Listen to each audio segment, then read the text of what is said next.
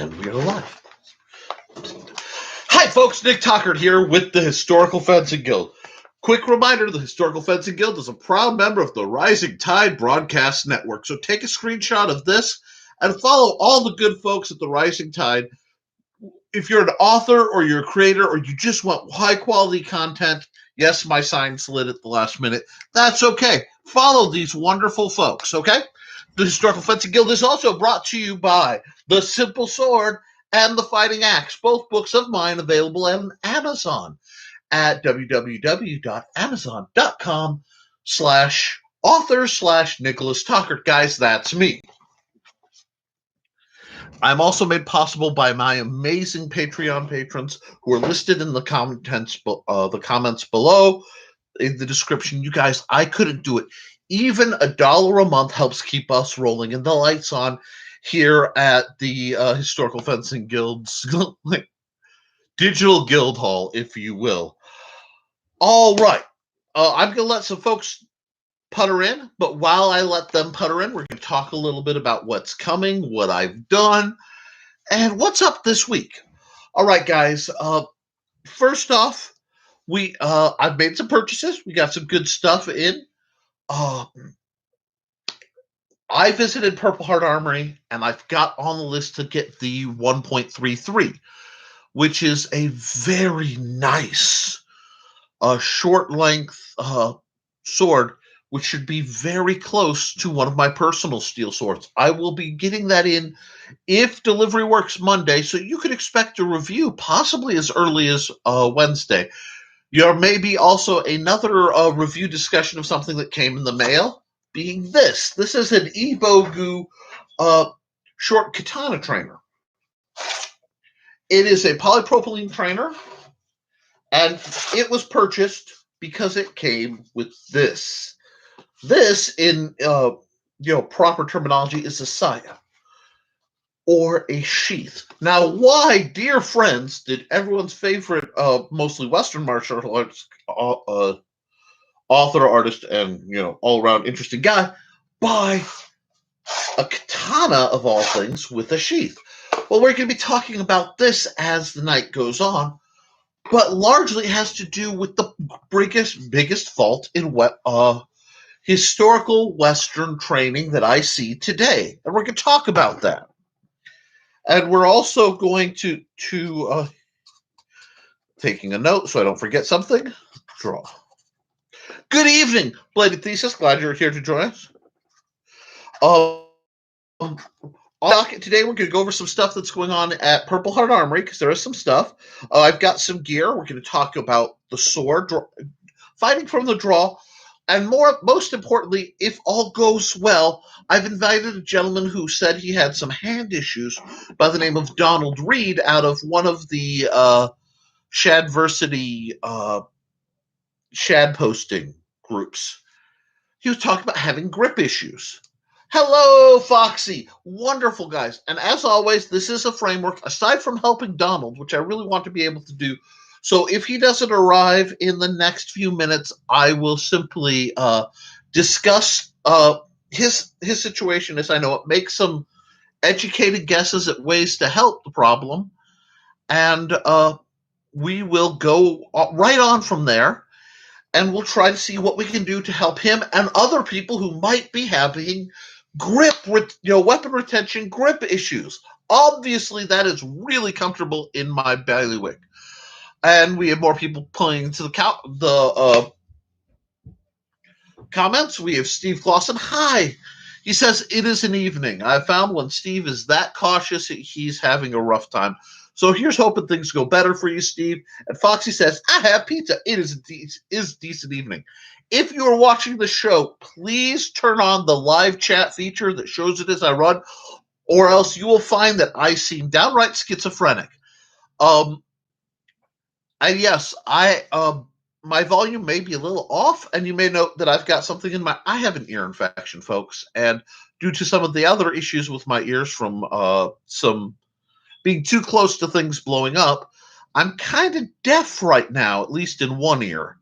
So we're going to work around it. Very little. The show must go on. I'm here to serve you guys, and I'm not going to let something like a bunch of blood draws and some nitrogen freezing and an ear infection stop me from doing what I do. No, they're not. They are not. But obviously the meds work, and I'm doing the Vicks cotton ball trick. So Vapor Rub cotton ball trick.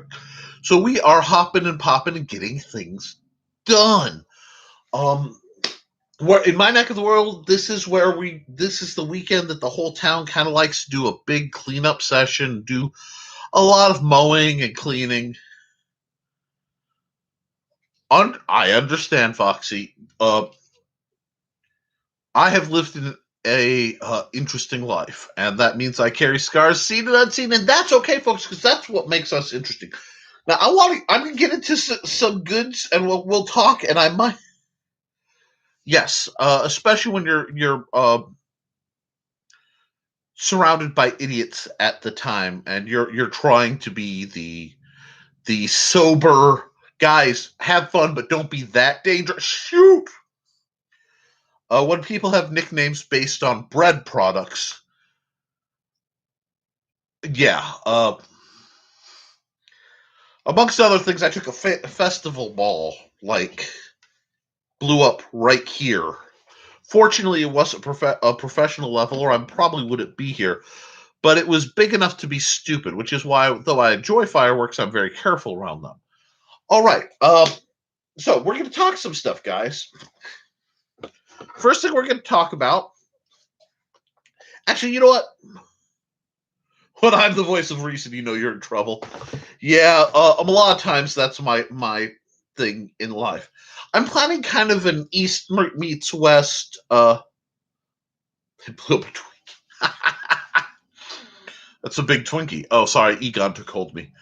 I've got some really neat stuff that's forming of loadouts and discussions, because I think, amongst other things, I think I may have found a linguistic reason why so many people think, though there's very little evidence, the katana was worn on the back, and it just hit me recently. Let me explain. There are a lot. Do you know what the difference between a broadsword and a backsword is?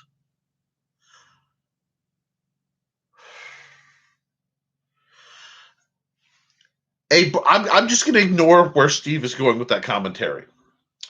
A broadsword is a sword from the late period. It's usually double-edged. A backsword is very similar to a broadsword. It's usually fairly straight, but it has a single edge. Yes. Guys, I do love my friends. I absolutely love my friends. And yeah, but I got played fairly nice. We might have new folks in the audience, although I'm not seeing a lot of numbers. But so, when the Europeans were describing what this was to each other, they might use the term backsword, because it is a fairly straight single-edged sword. Yeah, Steve and Steve has the pictures to prove it. But okay, so this is fascinating, because obviously the mechanics of attempting, well, I'm a big fan of science. And one really, that's not right, is it? Yeah, that's right. Did this get bent in shipping?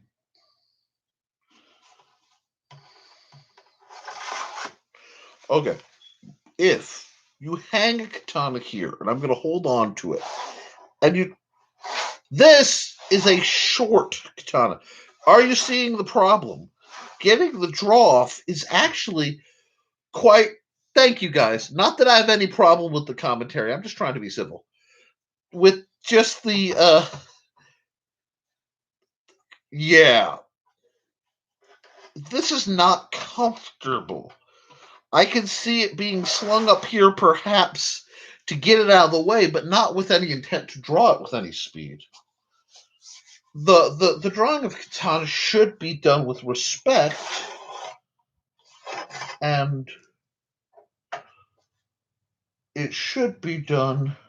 Yeah. That's what they did. They shipped it wrong. They shipped it wrong. That's what they did. Anyway. Oh, feel free, guys. I'm a DM of 30 years. Making me fight the giggles is always entertaining.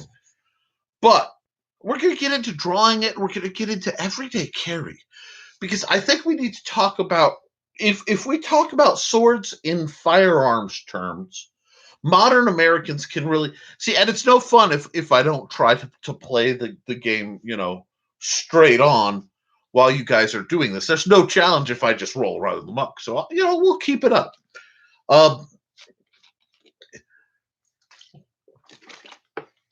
What do we think in terms of swords? The first thing is you have to remember a sword is a side arm. And what does that mean? From a military standpoint, the sword is very rarely something people. My Bokudu. I'm not saying it's not doable, but I am saying that it may not be very efficient. I prefer, a hip draw makes a lot more sense. But getting back to what a sword was, a sword is something you fall back to. So think of a sword as a sidearm, like a modern sidearm, a pistol. Now, especially Americans, we all love our pistols.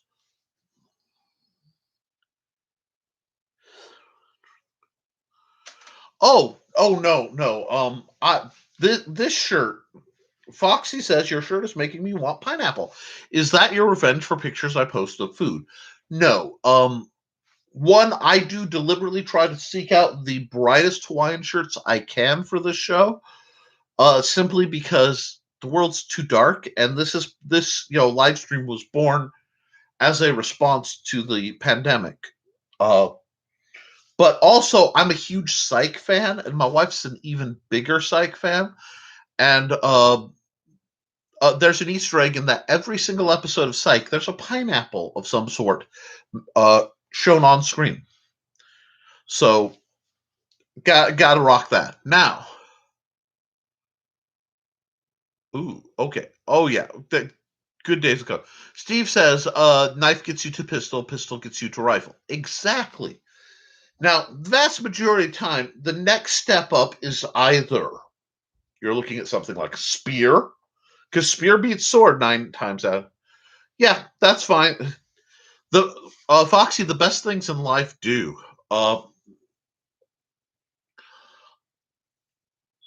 You're going to a ranged weapon like a bow, a crossbow, something with or you're going to a firearm. The sword and or knife axe, are side carry, and they are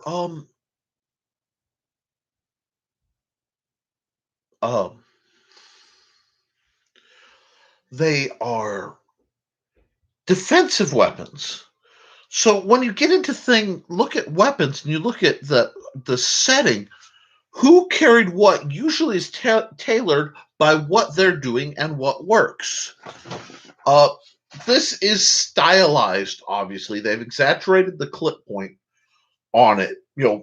Pirate cuttos, pirate cutlasses rarely had this exaggerated of a clip point, but it looks cooler. And when you try to draw a clip point, it's easy to accidentally make it look very scimitar or whatever. I adore this sword. I adore the length because I can swing the sword indoors. And look, I'm not hitting my ceiling fan for once.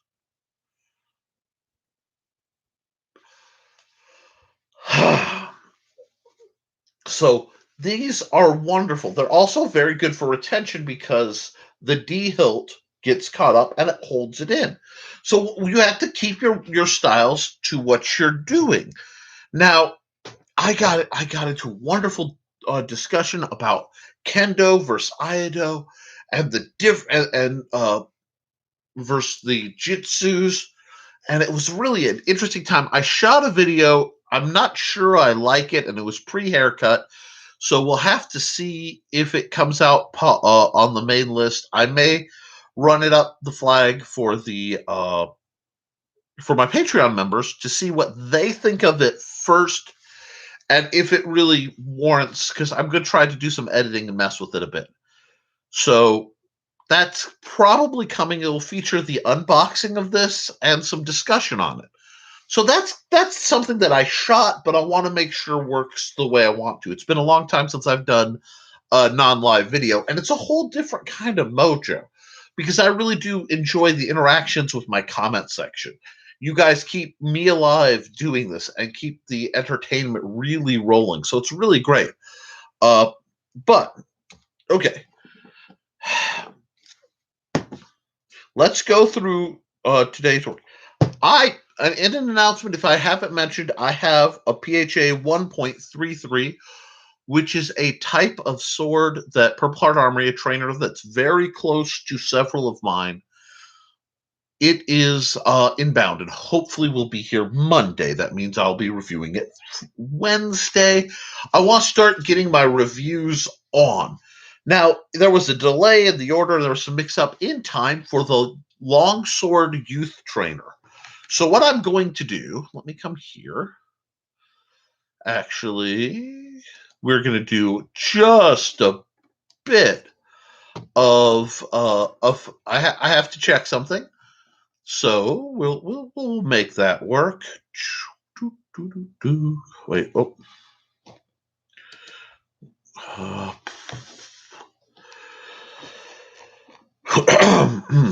Sorry, my account. I have to go into my account to get the link properly because we've had some issues with the affiliate page. And when I share it, please be sure to include the click equals 1745. But article, I think, yes, and click. There's a format change, so I want to make sure I get things right. Oops. Copy. Boom.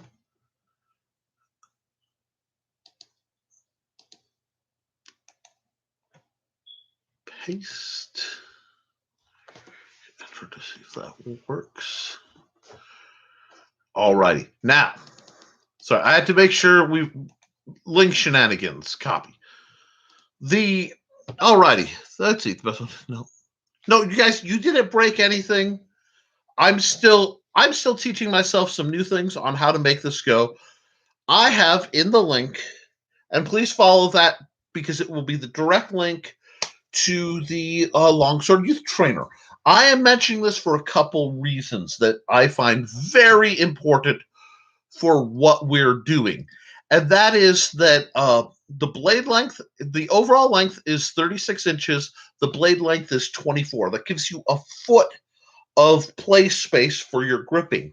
The other important aspect of it, by the picture's appearance, is it is not wrapped like, oh god, where? Okay. It is not wrapped in this style of wrap. Okay? It's wrapped in a finer wrap, which will make it easier and more comfortable by the overall look for smaller hands.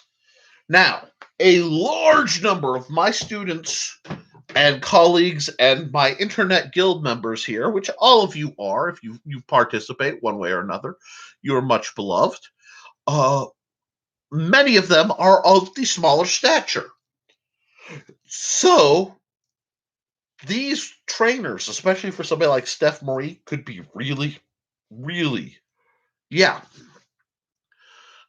They're going to be better scaled to you. And at 30, is the price still $34.99? I want to make sure yes. And at $34.99, it's really easy.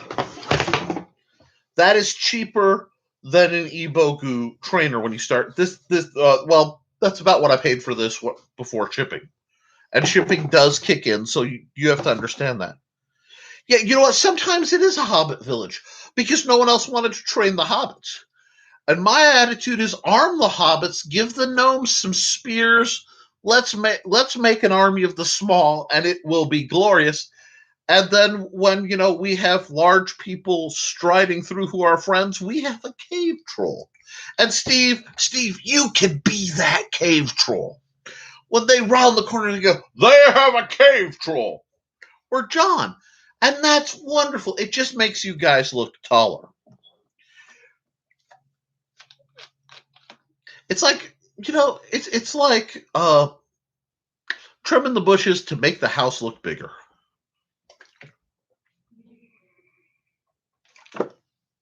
So, absolutely, the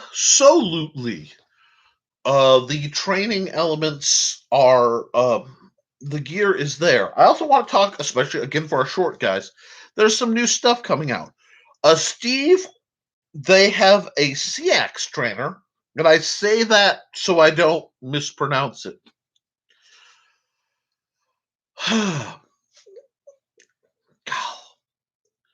I find my people. But and it is on sale for $15.99. That might be something you might like as a backup, because I do want to encourage one thing. There's some things that get talked about that just aren't valued enough, and one of them is I keep going to fighting from the draw. So, excuse me, sorry about that, guys. Side effect of the ear infection. But Western martial arts do not largely teach fighting from the draw. The rapier is an exception. Oh god, I have lost my comments today. Good Lord in heaven!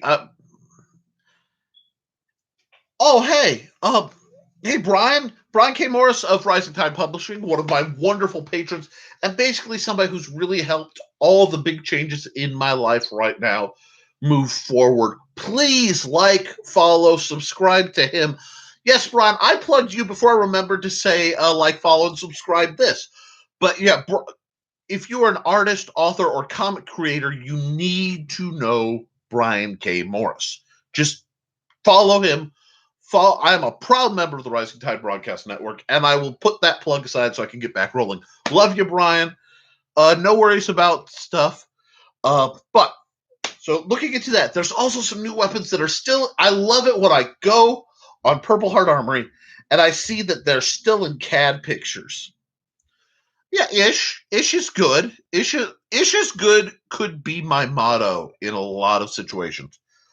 But there's a D Hilt Bowie trainer that's coming out that looks really sweet. It's essentially a mini cutlass.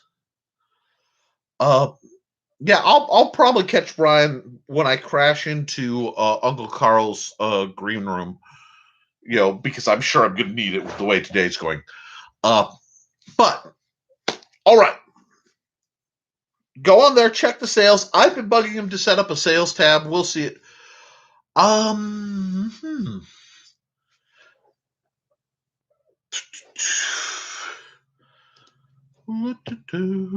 One second.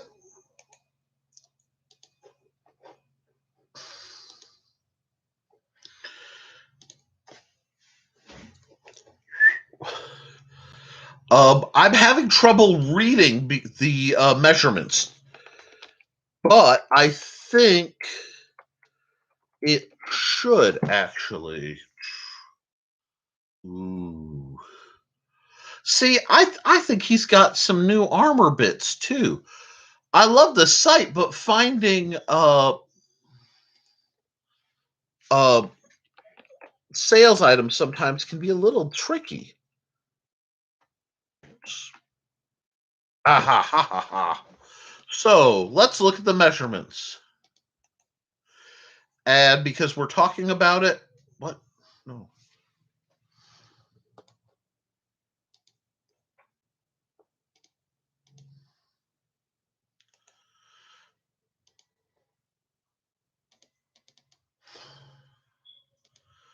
We will Give me just a second. I know I'm not as entertaining when I am doing stuff, but the measurement sizing. It's a little short in that it's okay. It's a 6-inch roughly hilt because it looks like it's sized for gloves, which means if it's sized for some of the heavier gauntlets to fit in the D guard, your big old meat hooks should actually fit in there. Okay, as well. I'll put the link in the comments so that you can check it out yourself because that's what I do. And yeah, so I think that could work. Now, did I grab that or did it fall? Of course, I think it fell because it was over there. No, that's another one. I set something aside special, so naturally it is not anywhere near where I need it to be. Because we had a stuff slide as I was starting the show, which is normal for me, folks. So give me just 1 second to grab something. I am not leaving you alone. I try not to leave camera often. Here we go. All righty. Here, I'm here. Well, why does Nick have a 1/2-inch PVC? Well, I want to get into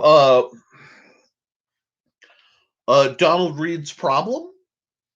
And he said he has grip problems. So what I'm going to do, he said he's basically a LARPer or he uses Boffer-style combat, which is PVC or fancy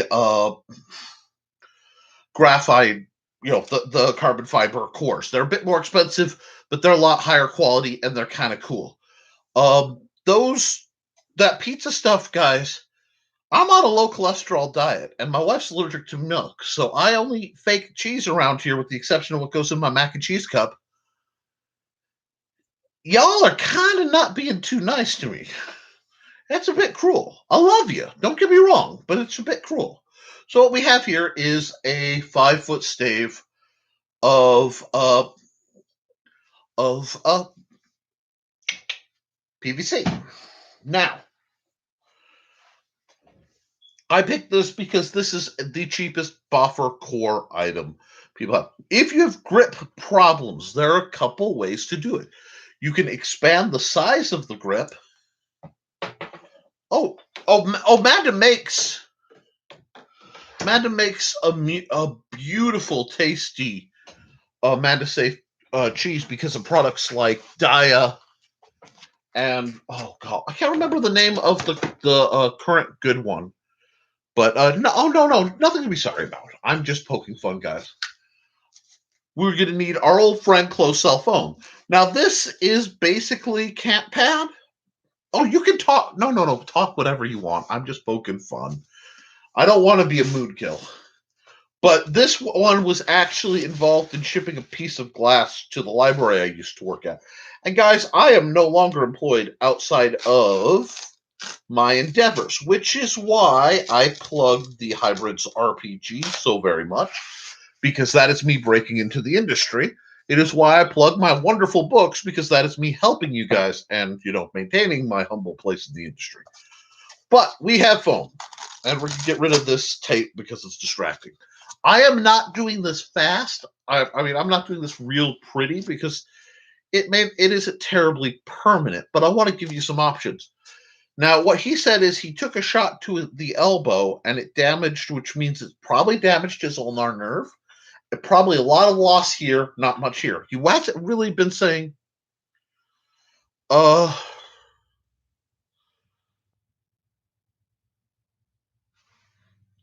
Oh, see, you're getting, see, guys, this is why I love the guild.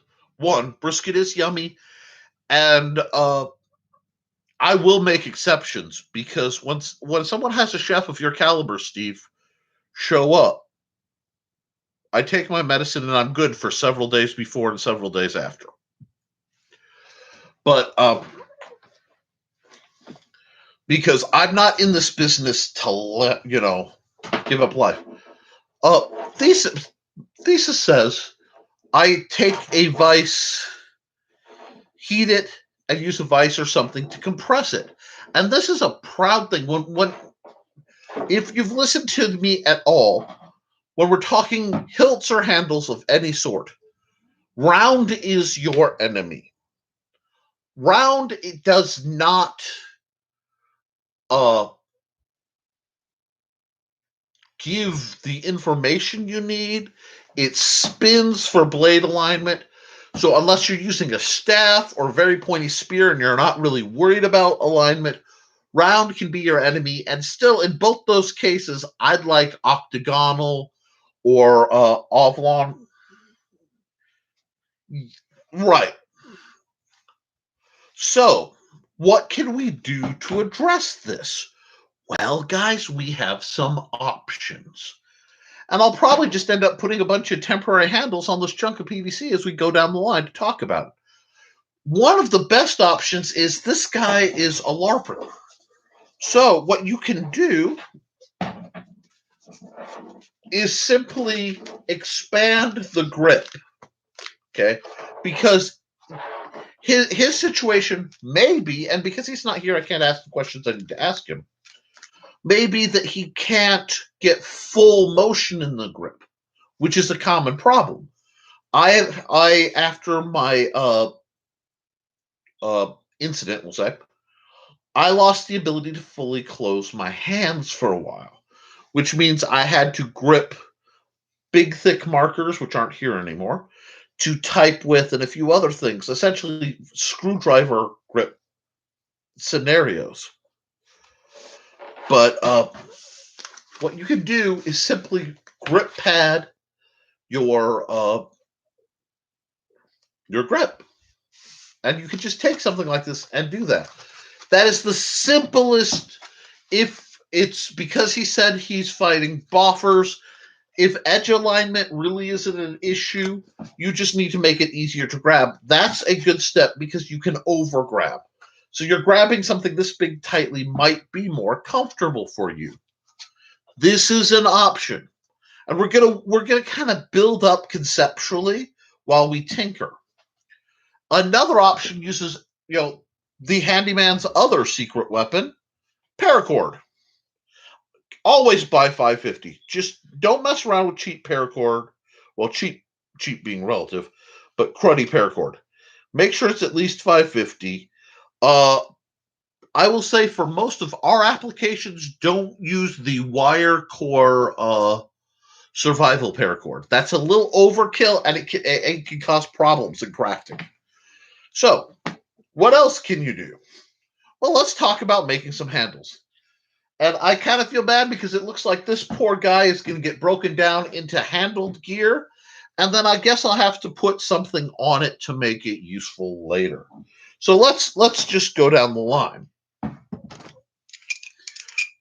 Now, longtime viewers, I found my old gray one. The red one's still bending around in here, but okay. What this is a PVC tube cutter. If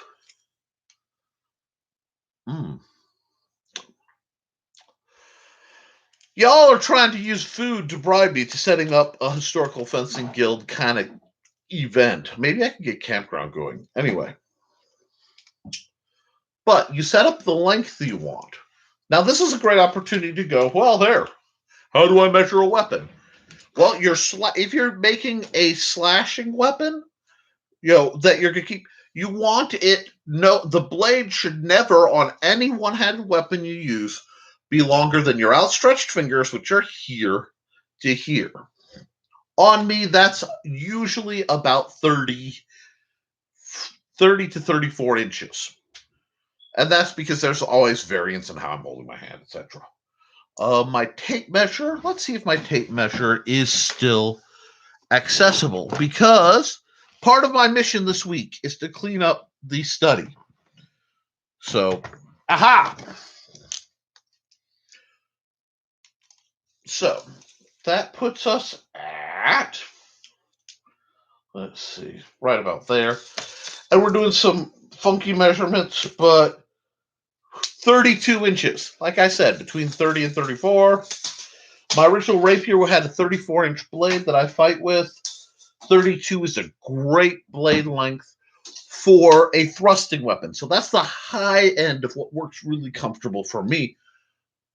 Anything under that as an overall weapon is a good length. That's why I keep bumping into that. About 36 inches long with about a 24-inch blade makes a decent, relatively close in, mid to close range fighting weapon for me.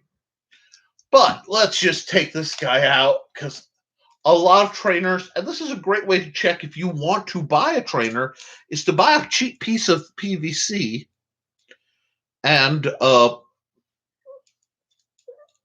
just go, okay, that's a 16-inch blade, that's a 17-inch blade. So then you just mark it with a handy-dandy Sharpie and add the rest of the length, because they'll give you the blade length and then the overall length. And understand that that's the guard and any riggings that are on. Sometimes they're incorporated, sometimes they're separate. But a lot of times you'll find like the 24-inch overall, and it ends up being about a 16-inch blade. You know, you find that a lot. So what we're going to do, for the purpose of making, we're just going to make a stick here. 24-inch blade. Do I want to do that? How do I like that? 30-inch overall? I like that. So, hit the little stopper on my thing. Double check my measurement. Hand dandy Sharpie. Right at the 30-inch mark. Blink. All right.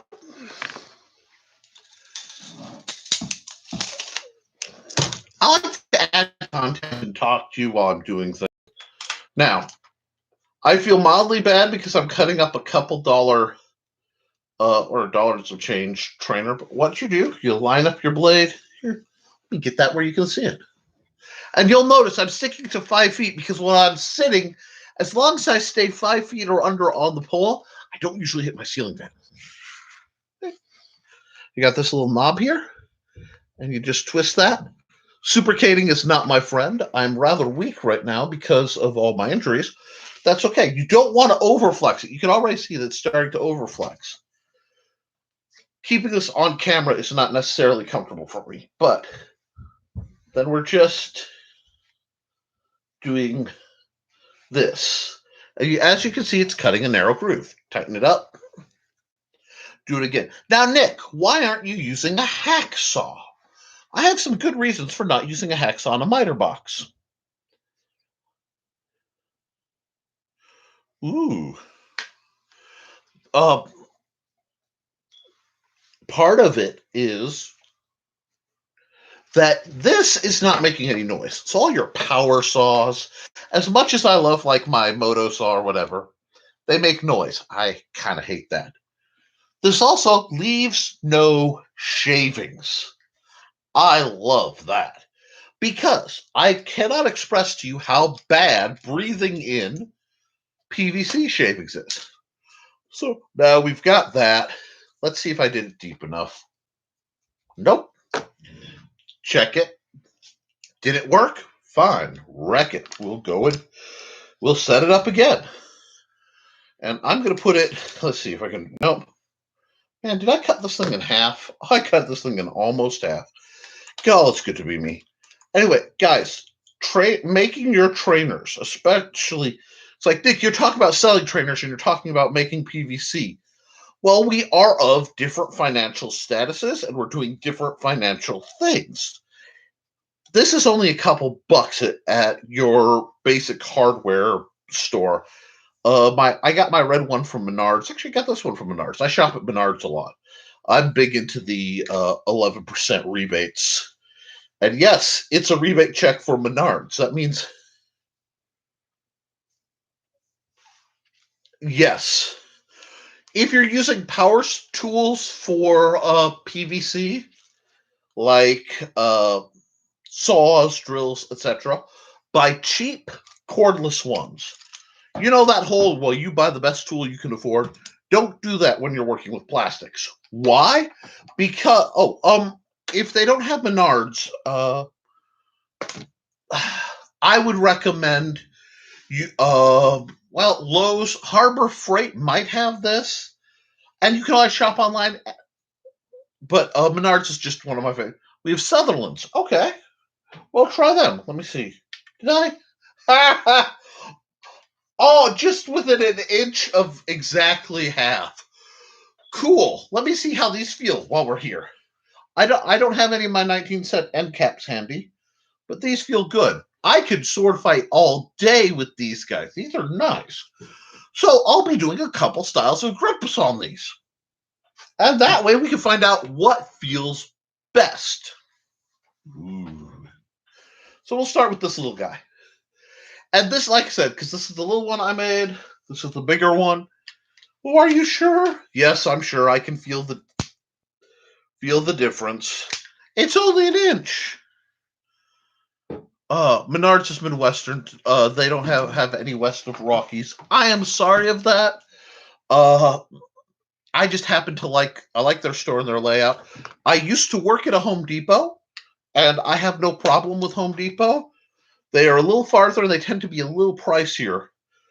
And if you can find an ace, they will have any tool you want, oddly enough, if it's obscure, but it will cost, there's the ace red charge of about 10 to 15%. Again, I'm okay with that because they tend to hire people who know what they're talking about. What we're going to do here, we're going to talk, and I don't have my lighter here, which is a massive omission on my part.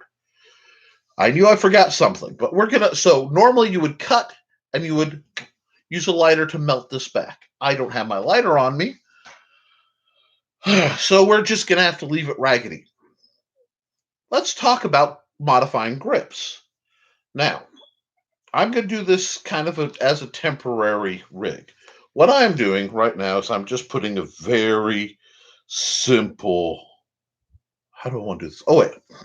Been a while since I've lashed something. Okay, so I made a little wobble knot, and there's string hanging down.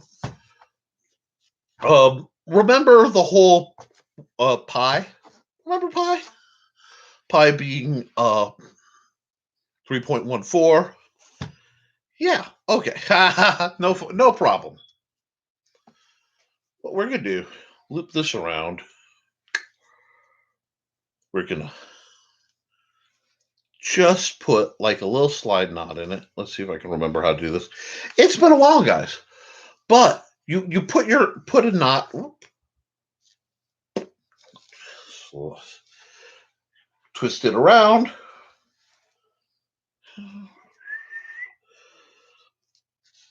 Let me get, there we are. It wasn't tight enough to make me happy. Shut up, Steve. And you just start doing a very simple sort of slip knot. And if I didn't do it backwards, which I probably did, yep, I did it backwards. That's okay. That goes there. It comes around. The bunny goes down the hole. No, it comes back under. Did you get that? Oh, I didn't give myself enough reach. The point is there are a bunch of lashings that you can use to make a simple grip that's more feedbacked. And of course, all my examples are not here. I'm really on the ball today. This is what happens. No, Steve. Steve, careful. I don't use this kind of knot for that. Good God. That breaks all the rules of good knot tying and cord management for what? No. You don't use that breed of lashing for shibari. That is a whole different set of skills. I mean, that really, oh, Steve, you can't cheese me on that one. Oh, I remember what I'm doing wrong. middle of however long you're going to go. Because this is, I believe, a Welsh style of wrapping, where basically what you're going to do is loop a simple knot on each side. This is not soft rope. I'm not going to say one doesn't use paracord for that, because that's not accurate, but you have to be that's a whole different type of scenario there, Steve. Now, I didn't get the first. You need to get the first part very, very tight, because if it's not tight, what's going to happen is it will slide. But as this is only a temporary example, I'm comfortable with it kind of being a lot looser than I intended it. But make your little loop, got it, flip it over. Pack it tight, make your loop. And it's hard to talk about tying knots while you are tying them, because you're prone to make mistakes. And that's okay, especially for something like this. Now, what we're going to do, then my hair's too short. Anyway, we repeat this lashing process. And I'll try to find the video where I originally learned this. It's been some time. And I've done it so much that, again, it's easy to do but hard to talk about. And what you quickly see, and this is great for somebody like you, Steve, actually. This is a way of adding mass and feedback to a stick grip. It's relatively quick, like I said, a lot faster. Okay. He wants the soft rope story. I will tell the soft rope story. I worked at Home Depot for quite some time. And while I was working at Home Depot, I had a very nice, slightly elderly woman ask me for soft rope. And we talked, and she was cagey is a nice way of putting it, about what she was going to do with said soft rope and why she needed soft rope. But once I got enough information to understand, I could get her a nice inch diameter, cotton, very soft, this isn't going to give her some basics on securing things in case, the load she was securing, she didn't want to damage it by making it too tight. So you always, always, always make sure there's at least a finger's worth of space. All your knots should end, while done well, should end in quick release, and no tied up load should be left unobserved. And I made that lady very happy. And apparently she made whoever else she was visiting, because she did not know that there were very nice permanent anchor points that one could use on truck beds or furniture to prevent damage to the furniture when one is tying down loads. Now, like I said, I'm a little rusty and repetitive things, but as you can see, this is starting to stack. It's not pretty, and there are better versions, but this, when done tightly, you just simply tighten at the end, and you just put a square knot or whatever you want at the end that will keep it secure and not slip. But I actually really like just a simple square knot at the end of this, because God, this feels so dirty not not cutting the end of the rope. You cut the rope off and you seal it, and it will be fine. And that will give you more grip, a better grip and feedback. Yeah, I've occasionally, I deliberately left it loose so it'll be easier to take off. But one thing I want to notice, you see this little tiny band like I did? What this style does, and if you do one that's this short, it actually has a really neat effect because it gives you a belly to your grip, not unlike the raised belly of this. See how it's thicker? So it pushes on those internal fingers and it locks it in and it gives you a little more response. Doing something like this is going to do very similar. It's going to give you a sort of pivot point because you can feel the edges and it allows you to adjust your grip. Pardon my hand being sore. I've been doing a lot lately. But by simply tightening and slacking your grip, you can get a lot of motion. But we're going to stop doing that on the hand because the hand's not happy with me right now. So you can get very snappy pop, and that helps facilitate that. But Nick, we're talking about somebody who doesn't have a lot of hand strength. Now, there are things you can do. You can use this method to secure a piece of padding, which will thicken the internals and give you that oblong.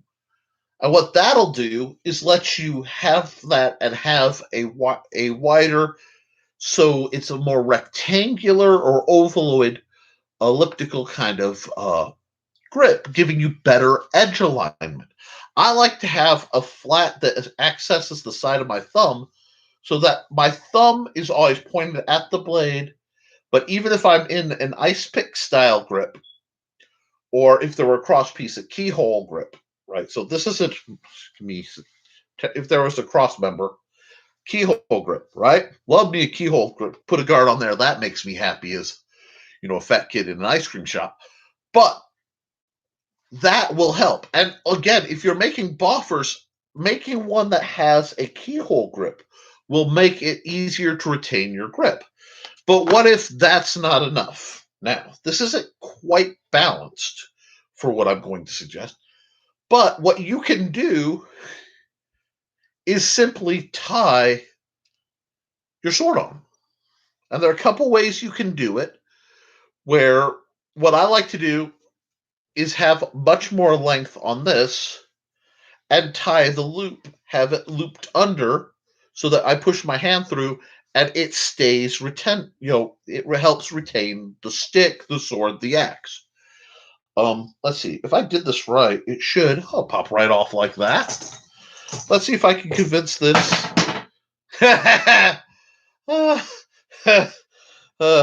Accidental sight gags are accidental. That was not on purpose, but I am mildly amused at that. I don't. Anyway, we're just gonna. Yeah, I'll seal that off later because that's just amusing because that is a nice. So if I do the trick right, it also makes a very nice visual rope chain for your knitters and the people who want the chain visual aesthetic without the metal chafy bits. Anyway, quick knot at the end just to delay the fraying silliness that paracord is so fond of doing. Now, you can very simply put a hole through your material, have it loop. So, I got distracted. I put my stick down. That's why I have to.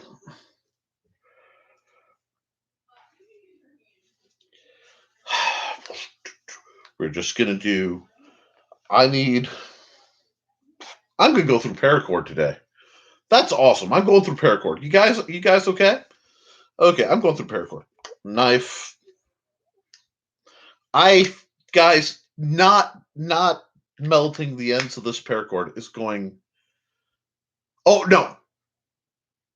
I'm not saying the metal doesn't have its place. I'm just saying it's not for everybody, Steve. And I'm not in place to judge, But it's also, situational. You might not be able to make the rattle if that's your thing. Got a nice chunk of paracord, probably 30 inches long. You take our stick.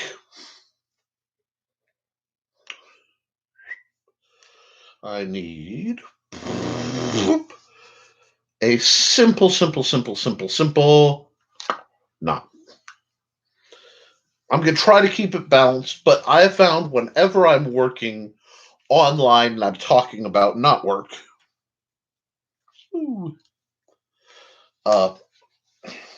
it never goes well. Now, I prefer a bit of something with a slip knot to it for this type of application. But right now, I know if I try to do that backwards, upside down, while I'm talking to you guys. So I'm just putting a little box knot, and it wasn't tight enough because I got distracted explaining why I wouldn't normally use this knot. So I kind of have to unconsciously work it. Yes, unconsciously work it. Anyhow, now we have this. This can come around, loop that way, loop that way. Okay. Lock it in. And then you can put a knot. Now, I'm going to talk about a lot of times if you're doing this kind where I'm literally just tying this stick to myself, it's tangling a bit. It should ride on your hand. It should ride above the knuckles. Okay. Now, mine isn't because it's tangling with my guard, but this is a simple solution if it's legal in your group, and that is tying the sword to your hand. This is going to keep it in place. It's going to keep it locked. Now, what's great with me, because I have the added Batman benefit of wearing bracers everywhere, if I can get at the Velcro, there we go. I can just tighten the Velcro around the rope. This isn't going anywhere. So I still have, I can slide it a little bit. I have retention. I can make this go as long as my arm works. Calibration can be dodgy. So what you'll want probably is, you know what? I'm an old folk metal guy. I'm an old, basically anywhere blues and metal overlap, I get happy.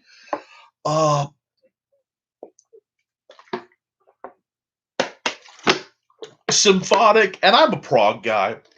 I'm an old prog guy. People make fun of me because, yes, I still have a thing for Amy Lee. I will have a thing for Amy Lee until I die, and that is just a thing. But, so we have this. This method just quickly retains it. Now, there are some downsides. I don't like, if you're using this style of lanyard in a modern setting, to necessarily use this style of knot because it could be too good of a thing. So consider, I wear a neck knife every day. As in, I get up, I put my neck knife on, I put my glasses on. This is the first thing that usually goes on my head. It is the last thing that comes off. You'll notice it has one of these little keepers. Why do I wear, if I wear a neck knife, do I have that? Because if I am tangled, I can grab the neck knife and pull, and that will pull loose the thing and keep me from being choked. It makes it much harder for me to be accidentally hung up and choked on something. It's a safety fail safe. Consider a rig like that when you're lashing your weapon to your hand. Now, unvelcroing myself. And yes, I cheated to make it worse. I used the Velcro. That's fine. We're going to take this piece of rope off. Oh,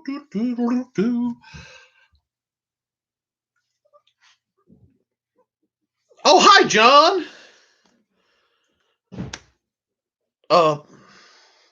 Yeah, the brain bleed. Oh, God. I used to remember what that beverage was allegedly called. The mental squeegee.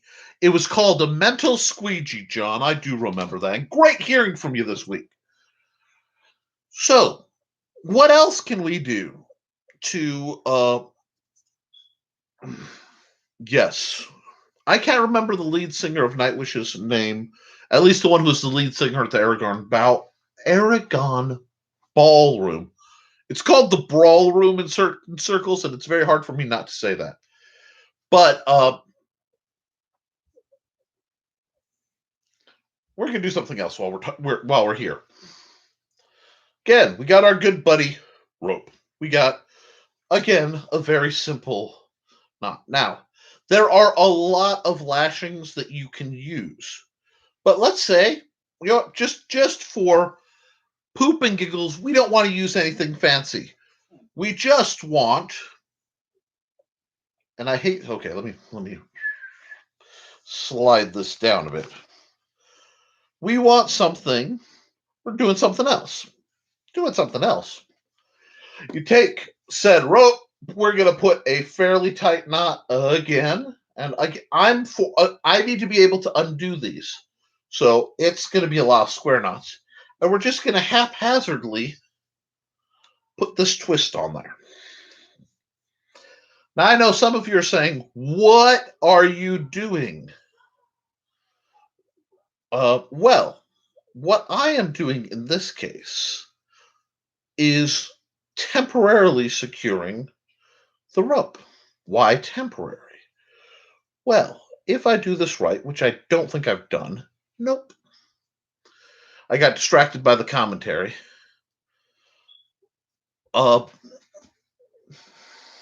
This is pretty good for a guy who couldn't use a fork a month ago. We're just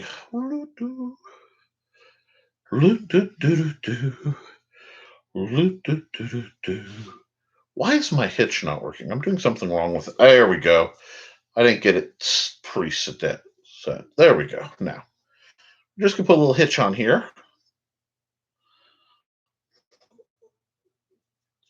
Okay, cool. Lisa, send me the link. Now we have this. This is not gonna stay put. Nick, why are you doing that? This is all loose. Remember our friend, grip tape? Now John's laughing because this is a John Miner trick right here. And yes, John, I know I don't have my lighter. That's why I'm not finishing off the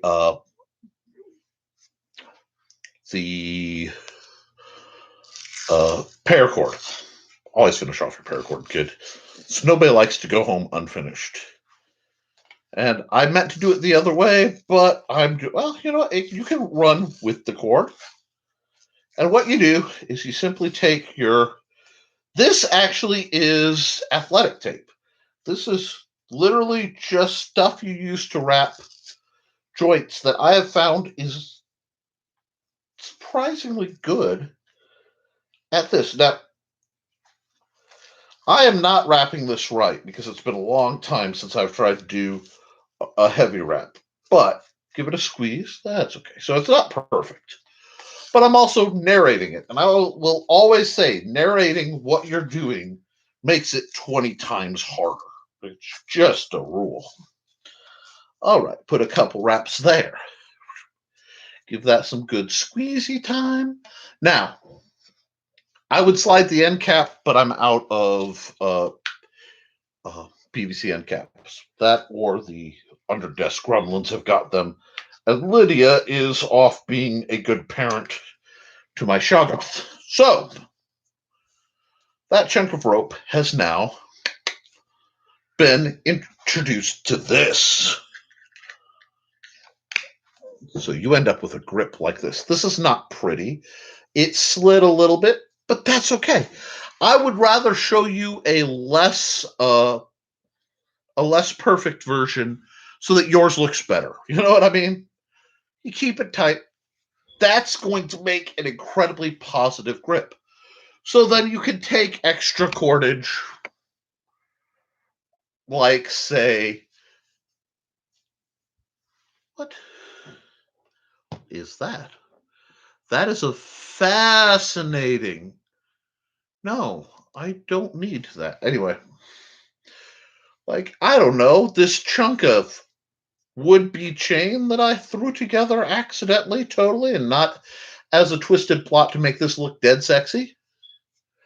And now you have a nice retention group that looks really snazzy. It holds, and if you do it right, again, get the grip on there. It's going to help keep your sword in hand. So there are a lot of options, guys, for making truly simple adjustments to let you keep fighting. The other thing is, in Donald's case, it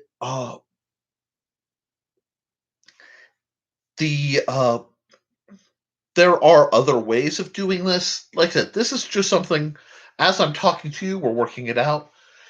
When I can talk to him, if I can talk to him, we can do some more things. But this makes for a very nice, neat little item. It's a good way of making a fabric chain. And hey,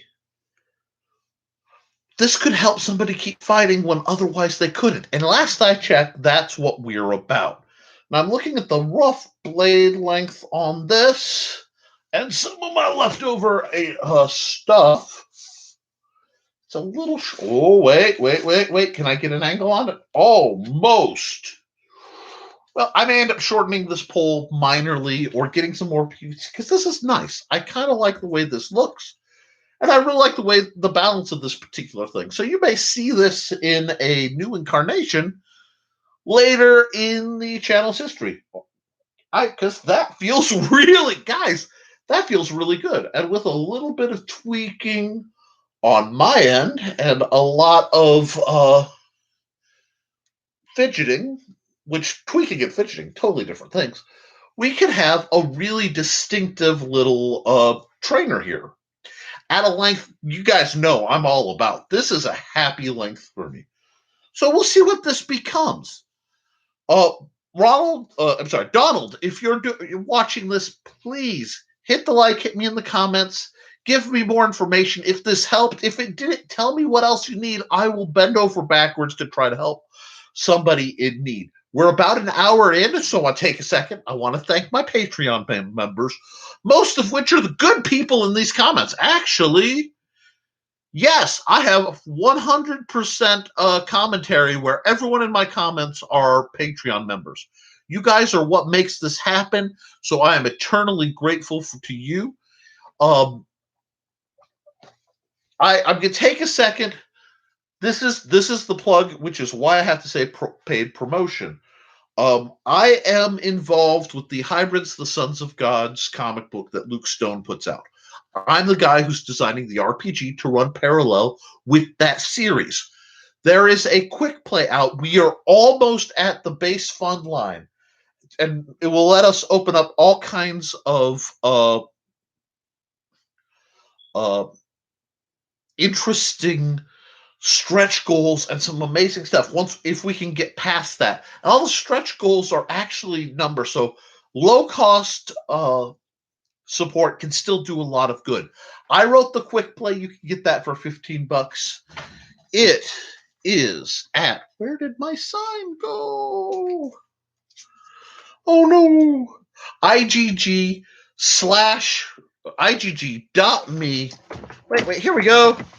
No, that's not my sign. Where did my sign go? Well, I'm gonna make a new sign for y'all right here. We're rocking and rolling because when things go wrong, I keep going. And I will see my sign that I made.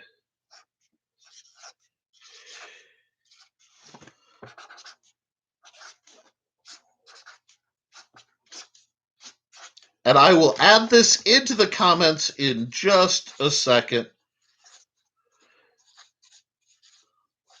And wow, I bungled my side.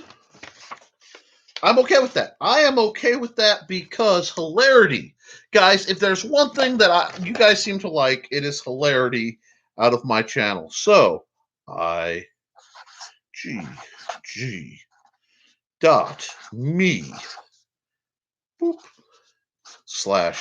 /AT/killing. Wow, it's trying to write things by my stuff falling off.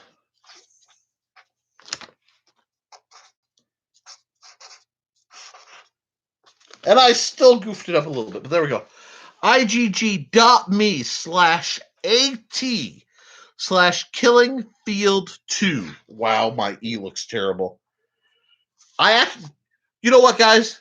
I know I've messed this up so much, I've actually bought a lettering book. I will practice my lettering to try to fix my handwriting because as part of the nerve damage, my handwriting has gone right out the window. But we're making it, hey guys, we're making it happen. And this is a good product. It's going to be good for you guys. And as you know, when I earn money, it tends to come back to the guild. Because I had this crazy idea about a one-man war on gatekeeping. So, let's go over what we've talked about so far. Have I checked everything off? Notes! Formal. Yeah, we're rolling today. I tried to help Ronald Riehn. We talked about the D-Hilt Bowie 12-inch blade, kind of on the narrow side. I actually think Steve might like it. The CX, look up that CX. That's in your bailiwick. The youth sword trainer, I had to talk about. Okay, I know where I am. Cool. Now we'll get back to what I bought. John's going to laugh because I bought this. Why is John laughing? One, because I did that horrible TV draw, and that is not how to draw a katana. But that's part of why I purchased a katana trainer and a saya. Many years ago, I dabbled in Aido, which is the art of drawing and sheathing a katana. Now, it should be done with very specific equipment, but y'all know my budget and my style. And actually, here I thought I was going to get him a new one. Whoop. Nick thinks he's the Energizer Bunny. Doop. I don't know what I'm missing, but so I have this, and because it's a solo training style. Why am I looking into Aido? Because it's not Western. I have built a whole drilling system around the simple sword. I know it muscle memory, which is why I'm doing this.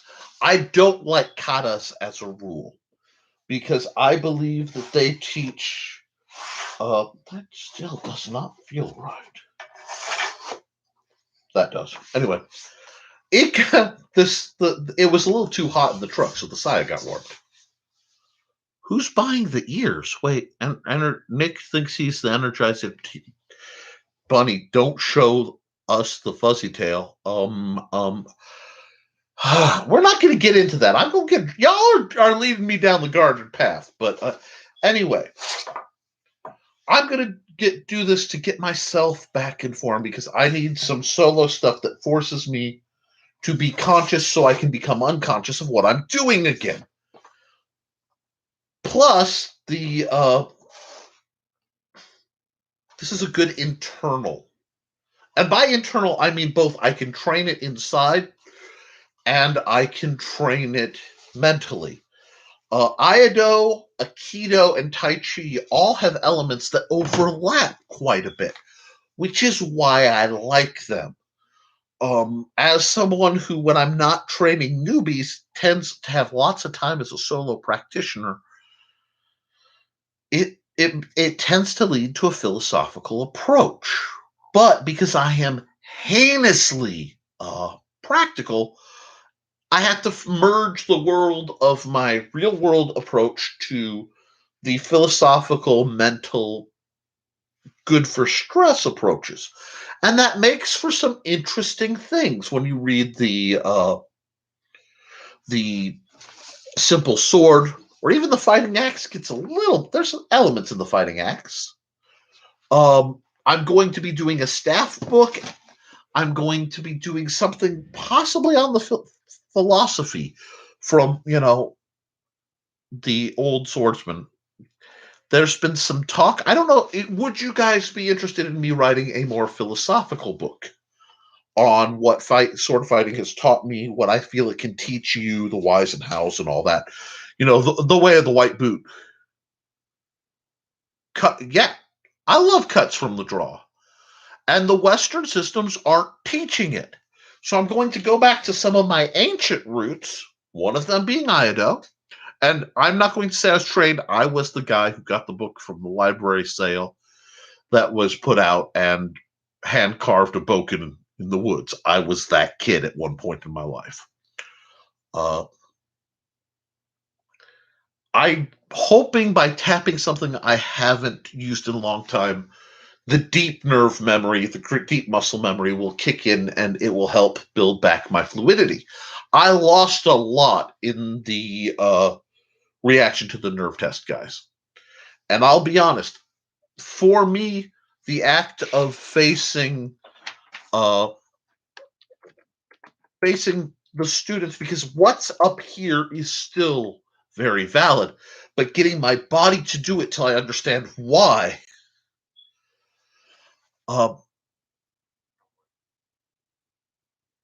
is crucial. And yes, I agree, Thesis. I talk very much about what I teach, why I teach it, the philosophy, and much of it, if you've read The Simple Sword, is codified in there, but I haven't allowed myself a deep dive. I haven't allowed myself to really sink into what it means to train Western martial arts in the current era, what it means to me spiritually, how being a Christian and pursuing an ideal of nonviolence and being a sword master who's devoted his life to understanding the application of violence, dare I say, the gentle application to violence. This is an interesting, and it can only be done either by not thinking about it and simply embracing the hypocrisy, or really analyzing and understanding how to keep things balanced. Now, yes, John, I do not see other sword masters. I do not see other instructors and fighters who write as my competition, because the idea is to get their the information out so people can learn and talk about it. I'm not, if I say I'm not scared of losing audience, one, my audience is relatively small right now, but the more informed people are, the more I feel they can appreciate my angle and opinion on a lot of this. So I intend to do that. Right now, my Patreon members know I am working on a book, and they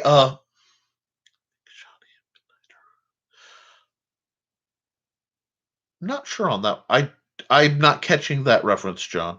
But I'm working on a book that my Patreon members are actually, they have a secret link where they can see how the progress is going.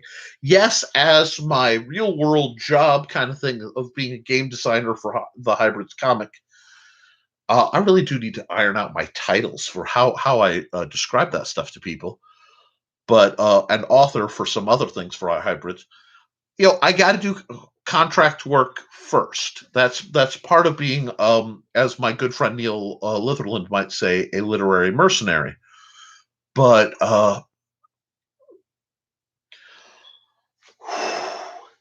if you're a Patreon member, and I let them vote on what I would work on next in this field, and they said they want this book, and they get to know what it is. So $1 a month will give you a preview into some pretty cool stuff, exclusive videos and some stuff. So please look into that. Now, I have several other books.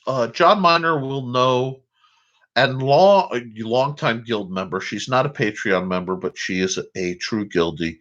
Oh, Shania. John, I didn't. Oh God. For some reason, I didn't read that as Shin. Oh.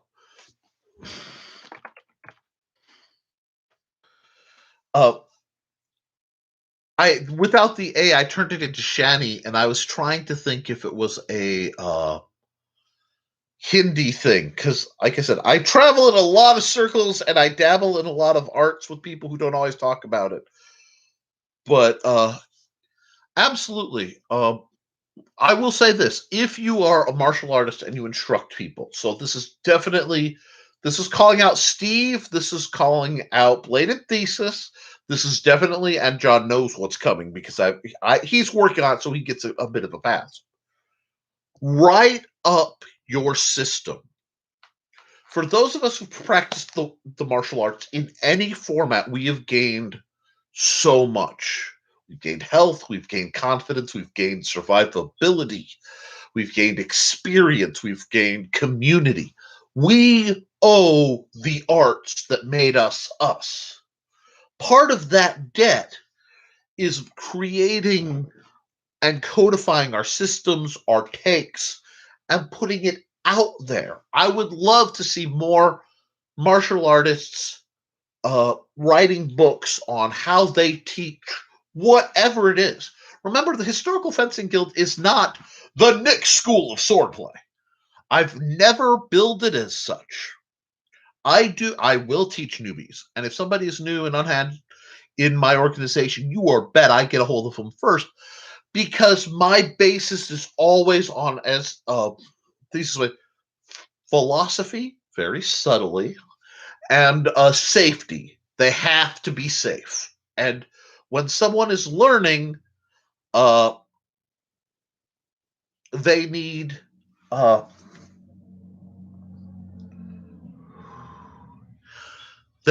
to have someone who, one, is willing to absorb the damage. And a lot of my broken bones and stuff have come from working with newbies who grotesquely went over, and I take that damage as a bit of a almost a mark of pride, because that's my job. It's a strange system I work by, which is why I kind of want to write that book, because a lot of times I have an understanding of what I do and why I do it. But by formatting and expressing it, I learn more about myself and I learn more about what I'm doing. So I can either change it to improve it, or I can continue down a path that's working. And that's really part of what we need to do. So I'm hoping you guys can look into that. I just realized that I can use this chain to make some pretty boffer, like boffer style nunchucks, which would be hilarious because everyone knows I hate nunchucks.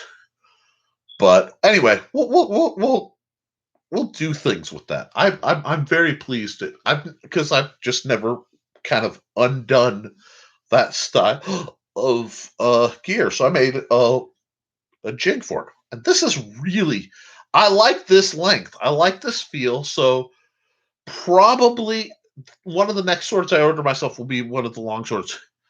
The master will take the hit and also learn from it. Absolutely. And I should learn.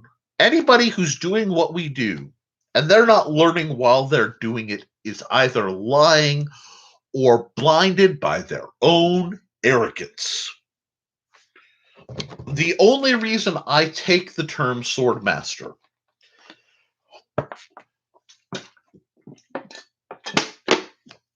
is the same reason an elementary school teacher is called by Mr. or Mrs. or Ms. or whatever new pronouns come up.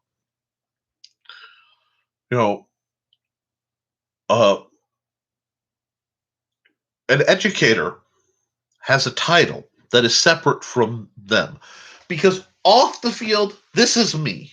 Okay, you're breaking the axe. Yo, anyway, this is me. I am a goofball. We're playing, flirting, chatting, making messes, having fun. When I get on the field, ask anybody who's seen it. There's a change. And that authority, when I cross onto the list field, the authority of I am teaching, it is my job to maintain safety and education here, is vital. And yet, Fox, he's talking about axe chucks to mess with my head. It's also an old reference to a webcomic, which I will always recommend. It's ancient. It's called 8-Bit Theater, and it was a Final Fantasy sort of sprite-based webcomic from the early aughts, or what I consider peak internet before the internet became a gleaming field for Facebook. Yeah, I said it. But so I want you guys to keep up telling me what you want, what you need, what's on your mind. We have some other things on our happy little menu. I want to start working on a couple things, and this is more for the guildies who are going to come out and eventually participate in practices as I try to upgrade my settings. I want to upgrade the list field. I'm hopefully this week. This wall's coming down temporarily, and I'm going to work on my study because it has become untenable. I'm going to work on it. But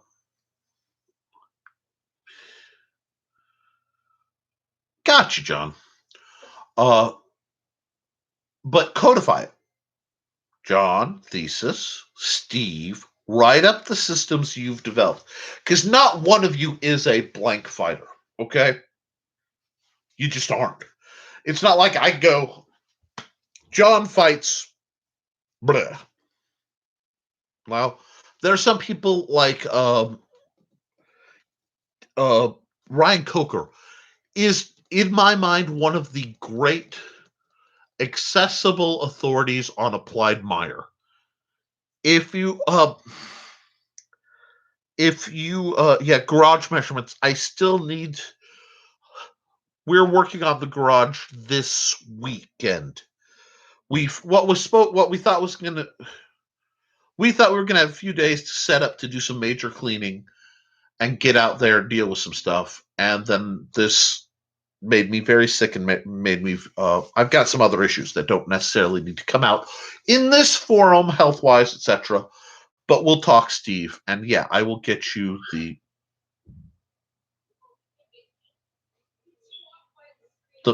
measurements. But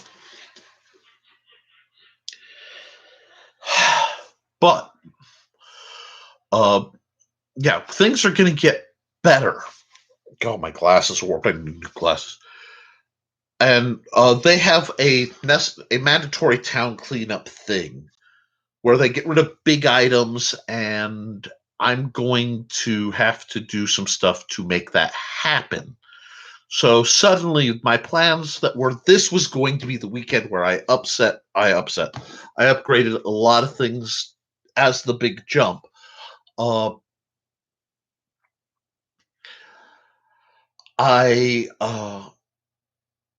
gonna have to put that off while I deal with this slightly more real world stuff because they get funky.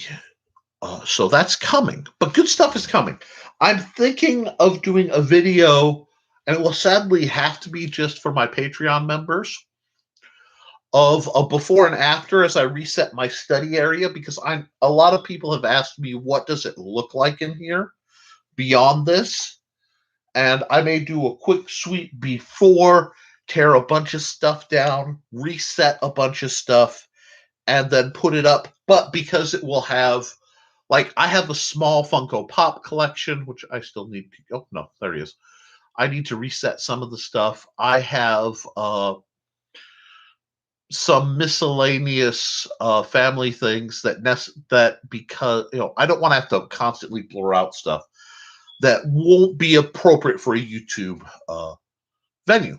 But I will probably put the before and after in my on the Patreon, because I think you guys might be interested. But yes, John, okay. You're talking about things you teach. Yes, write it all down, John. And what you guys want, Pole Arms and Staff, is the book that's in the works. That is probably the next book in a format like The Fighting Axe, because this is actually one of my more popular publications. It's cheap. People like it. It sells better than the Strong Sword, which kind of saddens me, but we're gonna work on that. Yeah, you guys are just having fun.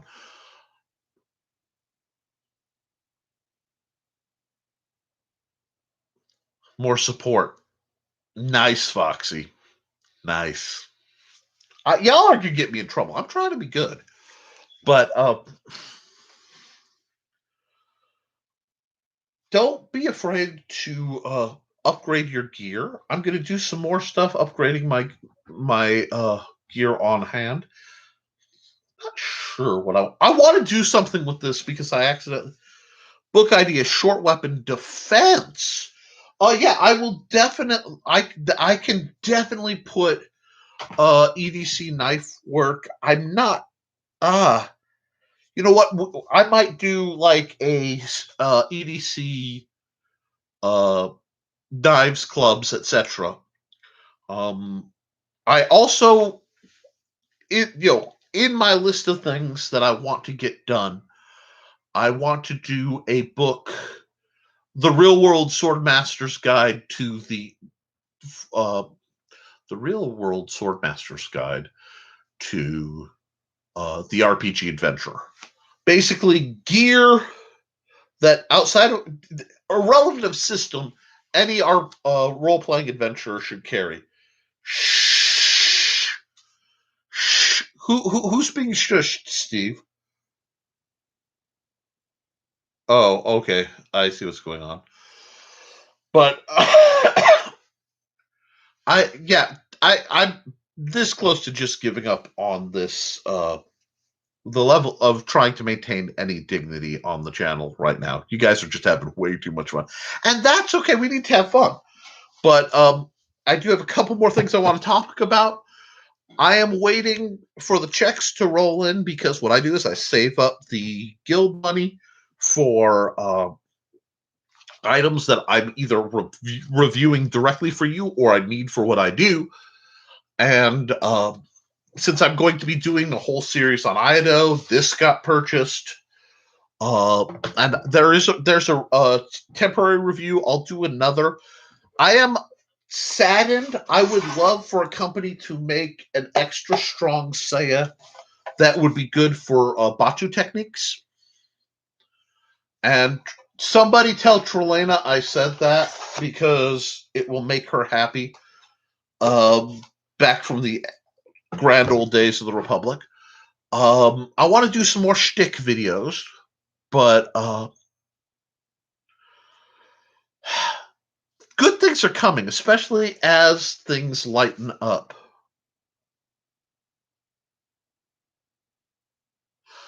What John's talking about is essentially tactical assessment. And hey, Cindy Kep! Cindy Kep, author Cindy Kep, has launched a pretty successful, I think it's a Kickstarter for Animal Eye, her comic. And you guys, Cindy, put the link in the comments at www.ckoepp.com. Yeah, we've got some great stuff.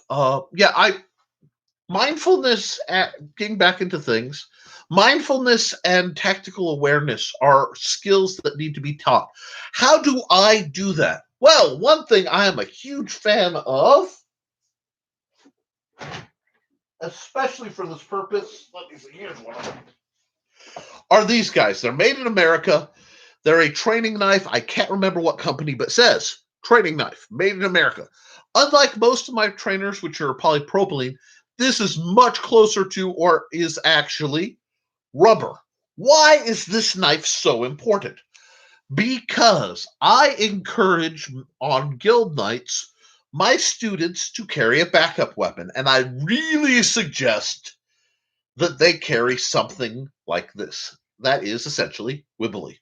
This is not for fighting. This is for assassinating your friends. It is a quiet closet game of killer that just keeps going on. No, it's, it has to be done safely. It has to be done discreetly. But ooh. Oh, and hi, Little John and Big John. But as soon as these guys come out, and I really need to find a way to make a sheathing system for these guys. They get carried at practice, and what happens is people start paying attention. They start paying attention to where everyone is, and while they're doing that, they're paying attention to their surroundings. Because one of the great lies that people have been told, one of the greatest things that ticks me off, is the "I'm klutzy." Right now, unlike most times, I am actually a bit klutzy. Why? Because I have an ear infection and it is affecting my sense of balance. I am not as balanced as I normally am. Go ahead and make the jokes about me being mentally imbalanced. You know you want to. That's fine. But most people, I trip over everything. Every single person who's told me that is an internalized thinker. They're pulled into their own brain, and it's great because I could be one of those people. If I'm not careful, if it wasn't for some basically traumatic events that made me more vigilant, I would be one of those very internally focused people. But if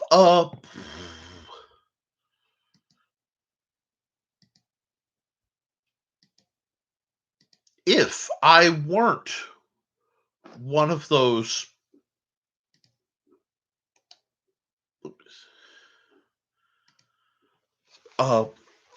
internalized people, if I weren't trained to look around and keep track of what's going on,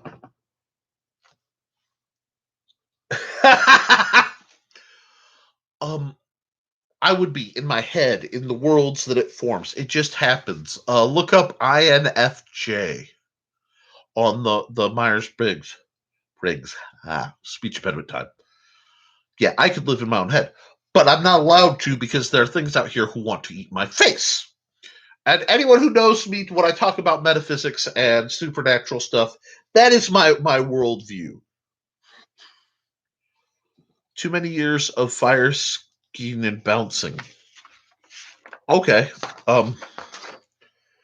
But Cindy Kemp, in the chat farther up, let me see if I can find the link while I'm talking to you so I can resubmit it.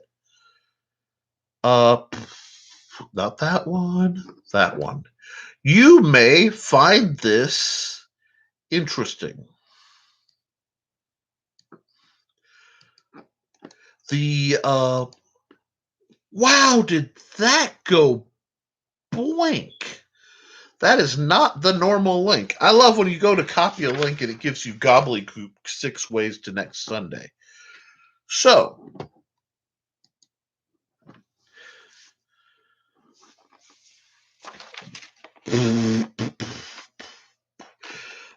if you go here, and yes.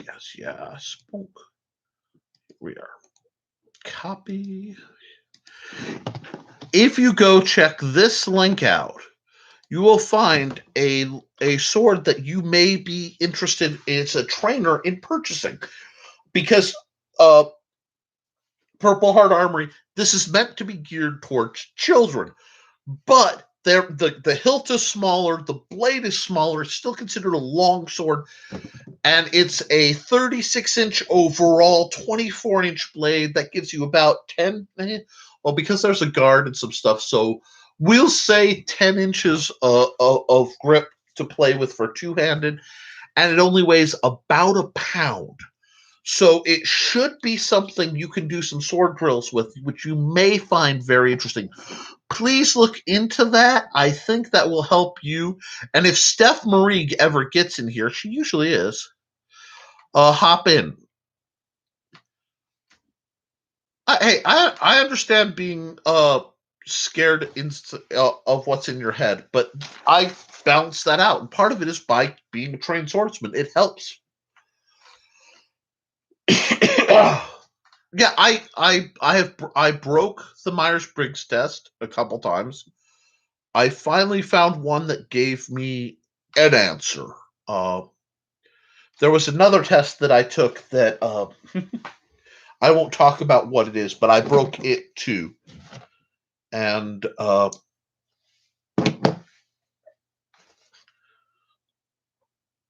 it probably does, but look into that. It's an interesting viewpoint, and what I found in looking up the INFJ really actually helped me.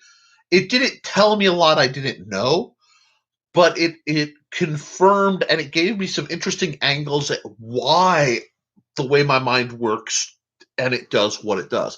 So it filled in some pieces. Really, what I found it helping. Talking about for too many years, a scene assessment room, people assessment in bouncing situations. Yeah, I'm sorry, I didn't hit the John Miner freelance bouncer. Marrying that with John Miner volunteer firefighter, there was some clashing in my head. It just, wow, my glasses must have got stepped on. But there was a bit of there we are, of cognitive dissonance while I was sorting that out. But yeah, most people, unless you're military trained, you either have to be military trained, first responder trained, that's your police, EMS firefighter, or traumatically trained. Basically, gives the will give you that level of rapid response and answer and room reading, and that's the only way to get it is some kind of. I have the too many times people came into rooms and tried to do me vast amounts of harm at key points in my youth that it never fully goes away. If you're interested in that whole thing, I like the Myers-Briggs because it's based on your personality, not your birth order astrologically. But there I saw a thing that combined uh, Chinese zodiac and traditional standard zodiac and gave some interesting results. So look it up. Darn it, John, you broke me. He didn't break me. I just got the 404 file not found. My gosh, you didn't even get a blue screen of death. So this is no biggie. A little bit of the circle goes round and round, loading bar, but I'm fine. It takes more than that to break me. Please don't take that as a challenge. I really don't need that right now. But yeah, there's some great gear.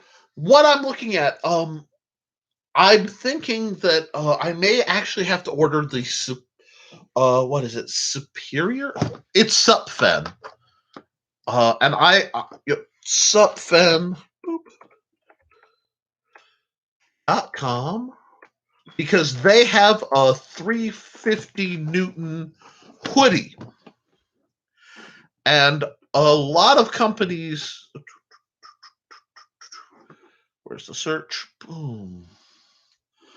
And I'm sorry, I am dealing with the fact that my net hates me right now, but I should be done with wooden swords. They have a fencing hoodie. Let me see if I can find it. Nope, it's not. I like the sword Hema bag backpack. That's new. But I'm thinking it might be worth it for me to purchase.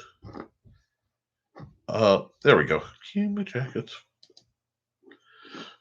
I'm a little hesitant because their website is just a touch dubious. I don't like the Hema hooding, 350. Now, the reason it's priced at $70, and because I was asked, I will put that link in the description. Yeah, buffering. Guys, I'm doing okay. I'm doing the best I can. Unfortunately, I get antibiotic brain real bad, so it makes me a little loopy when I'm on them. And the fact that if you asked me, I'd tell how I feel. I feel like I'm at about a 15-degree list to starboard because this whole ear thing is kind of messing with me. But I think I'm covering it fairly well. But I may be purchasing one of these because they go up to my size and it's front closure. Yes, John. Yes, what John's talking about is 20 years ago. Yeah, just about 20 years ago, he Chi Master Fonged me across a trading hall at the then Purdue North Central, now P&W Northwest, whatever, aerobics room in the basement because I had, keep the heavy bag steady. And some moron taught John Miner Korean power arts and Tai Chi. And being him, he put them in the mental blender and went Chi Master Fong on a 6-foot freaking giant sized body, launched me across the room. But yes, let's not do that anymore. But like I said, it's been 20 years. I think we're okay.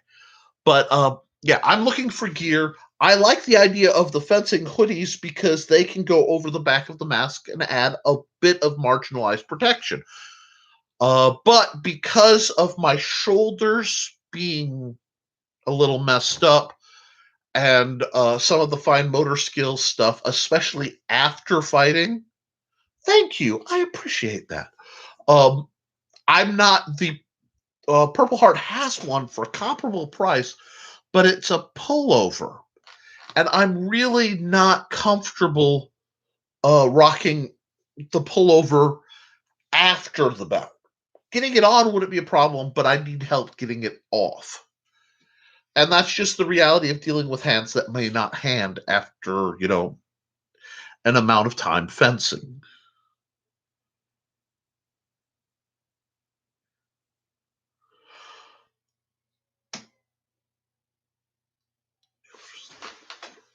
Oh no, Cindy. Uh, have you ordered one? Ask around if you need, especially because you're an author and that's a major form of your income. If you need a go-to computer, I bet we could.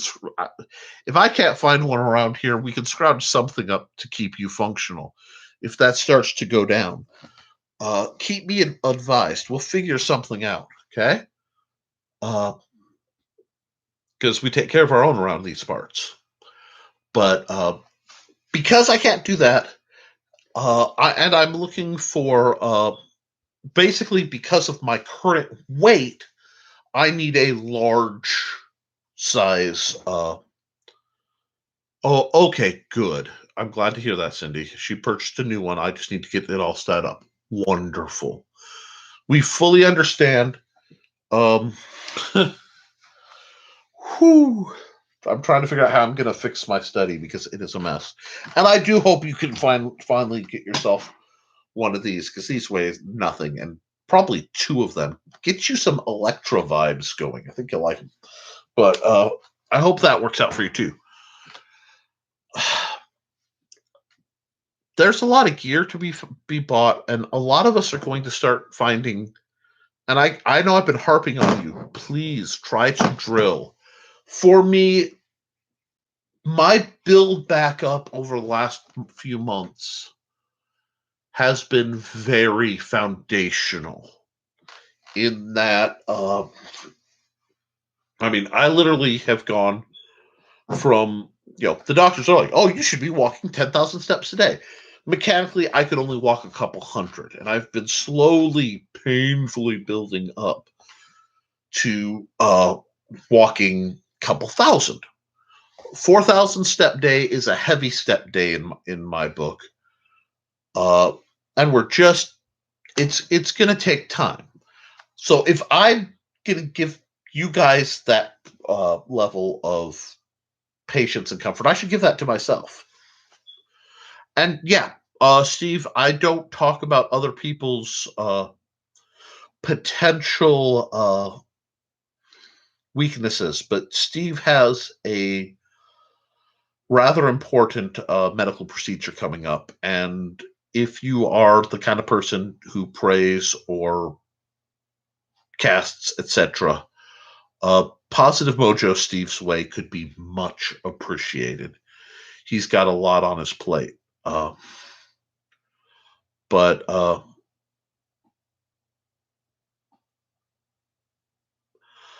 yeah, I originally was going to commission my wife to try to make a custom fighting jacket for me, but I don't think our situation, she's not up to it anymore. So we'll have to figure something else out.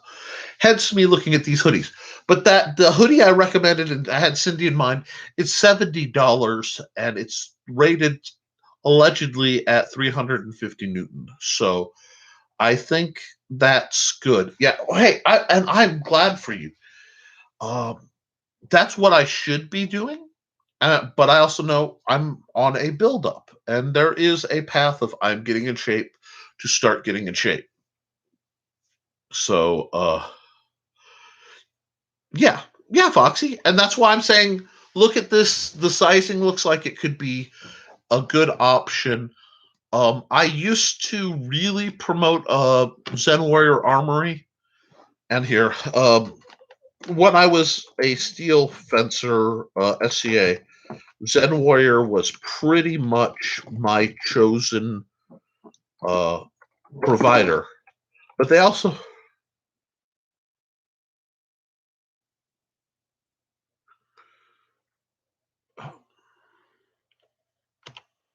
if I remember right, ZWA did right by me, but they also, there were some issues, so we'll have to see how that all boils down. And I have some stuff that we had a flood, stuff was damaged and stored, and some got destroyed. I don't know what I have left. It may be in great shape. It may be completely moth-eaten or mouse-eaten. I just got to check it out. And that's part of the garage, but that's part of getting in good enough shape to do it. So things are going to get interesting. That's a little unpleasant. We have a lot of rain coming, so the pressure keeps shifting in my ears. And it makes me dizzy suddenly. So, okay, I'm okay. Guys, this has been a really great night. Let's see what else is on the discussion block. I know there were some movies that were coming out I wanted to talk about that had sword fighting elements, but gosh, if it didn't just slip out of the back of my mind. So let me give you guys the floor a bit. Do any of you have any questions, any commentary, problems, anything that you really need addressed or you want discussed? Because that is what we are here for.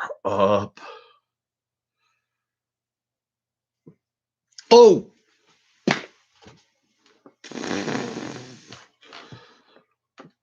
yes, and the thing is, John takes great glee in the fact that his gear is big enough to do that for a lot of people.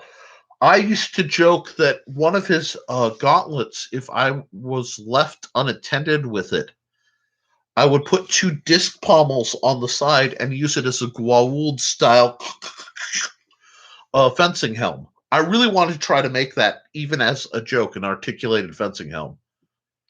But yeah, it's basically, we've had a week of nice weather and we're going to have a week of rain. So it could be, it could be interesting. Yeah.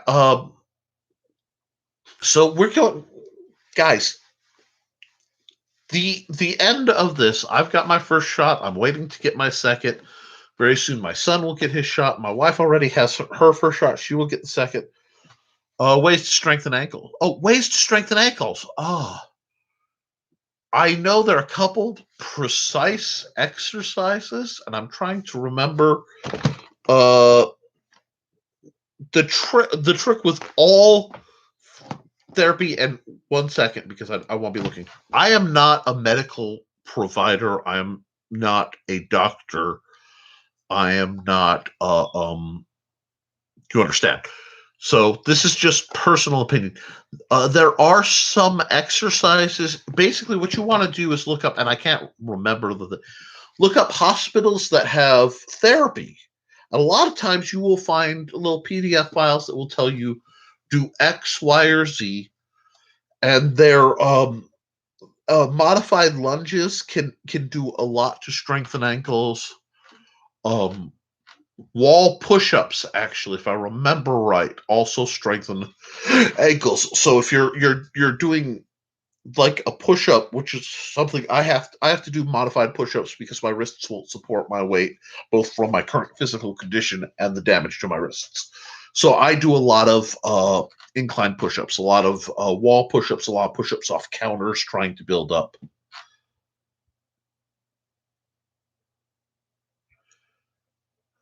Okay. So we can. Oh, thank you, Thesis. I really would.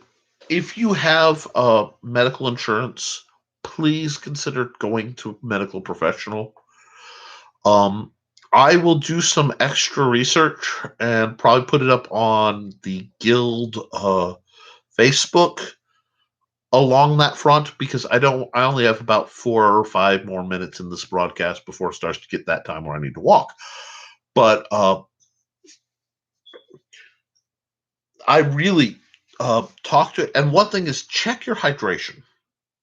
Hydration can be a big thing with joints. There are a couple supplements that can help you with joint pain. I take a few, but again, I really don't like to get too medical on this channel because there are some liability issues. If you want to talk messenger and stuff, we can go over that, and we can look into some stuff, because I want to help. But like I said, I try to stay in my lane, especially online. I am really pleased with the I like the way that looks. I know it's off topic, but guys, I like the way that looks. And I like this length. So I'm going to be doing something silly with this rig in the very near future. Oh, it might get a cross piece. Ooh, I've got toys, thanks to John, to play with. Anyway, I hope that's helping. Like I said, I would talk to a medical. I understand. And I kind of figured there's some exacerbating. That's why I'm being so careful. There's some people be like, how do I do it? I'd be like, do this, this, this, and this. But I know you have pre-existing conditions, and I really don't want to overstep and do something that could get me in trouble on YouTube. As you know, I will, when I know what I'm talking about, folks, I will know what I'm talking about. And if it's not my field, I will tell you, because unlike so many YouTube commenters, I understand that there's 3 magic words that are so difficult for men to say. I don't know. And yes, that's a red green quote. But yeah, there's a lot of joint issues. I'm also I will say this, in my personal experience, we have lost our appreciation for certain topical creams and ointments for joint and muscle injury. I am a huge fan of something called Absorbine Junior. It is a very, very mentholy liniment, which means it's a runny. It has a sponge tip applicator in a bottle. It's green, and it is very, very smelly. But I am a fond fan. I am a fond fan of that, and I am a fond fan of preparatory. So, like, talk to your doctor about what they think. But I know if I'm going to do something potentially damaging, I will take an anti-inflammatory beforehand. But that's just what I do. That's not necessarily a yeah. Oh God, that sounds like Ehlers Daniels. Eilers Daniels. Good night, Steve. Get some rest. Feel better. Smell that one. Yeah. Um, absorbing is a very powerful smell, but when I've been racked with muscle pain and spasms, and when I was doing physical therapy because of my back years ago, that was the only stuff that helped. Tiger Balm is good. Obviously, there's actually Coralite, which is the dollar store brand, has a pain relief balm and a little screw top red lid. Wonderful stuff. It's a little milder than a lot of the big name brands, but I like that because it gives me a graduated effect of what I'm putting on. Yeah. And again, it's $1. So I don't mind putting it on, letting it soak if I have to come back an hour or two later and doing it again.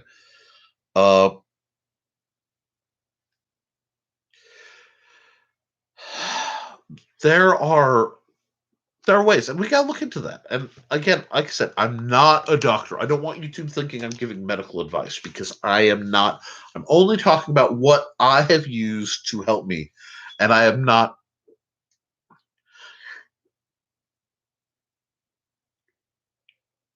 I get you. No, like when I say I get you, Foxy, I really get you. We're still That's on that list of things I don't necessarily talk about, but I'm kind of medically chasing down. There's my other one. Cool. If you're going to be a LARPy type, I have to figure out which one of these is easier on me. Get yourself one of these.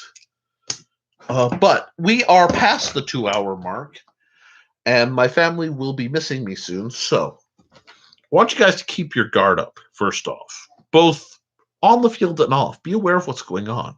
Start doing drills. Drill slowly with whatever you can find. Allow yourself a slow ramp up so that when you go out into the world, as the pandemic is let up, as events start happening, as practices and sparring happens,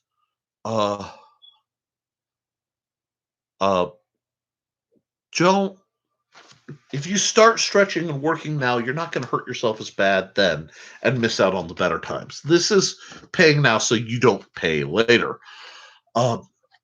If Yeah, always measure what you're doing. Gotcha. I've heard of that. I think mine is uh, I'm approaching 40. I've been hit by cars. I've been shot at and missed, pooped at and hit. I've fallen down hills and cliff sides and out of trees, and been in motorcycle wrecks and car wrecks and out of the back of pickup trucks and beaten and stomped, slashed and set on fire. In short, I've spent nearly 40 years doing my own stunts. And there's just a lot of cumulative damage. And that's okay. There's some other stuff going on, and we will figure out what it is and we'll move forward. But guys, we're going to move forward together. I want to remind you, and my thing slipped so bad. We'll see. Don't need that. But I am a proud member of the Rising Tide Broadcast Network. Let me get their little graphic up. Behold my highly advanced technologies. All right. And the Historical Fencing Guild is brought to you by my books, which are available on Amazon, The Fighting Axe and The Simple Sword. I also have several others, but look up my site. Cindy, I need you. Actually, while I have you, Cindy, please, if you've read Small Arms, let me know if there were a whole bunch of typos, because I've heard that there's been a glitch that isn't showing up when I look at it on Amazon. If it's got a bunch of typos or whatever, let me know. I'll fix it and I'll send you personally a better version. It's just there's something going on. Other than that, if you guys like what we're doing, please consider going to www.patreon.com/the Historical Fencing Guild. Look for the boot that should be in one of my corners, and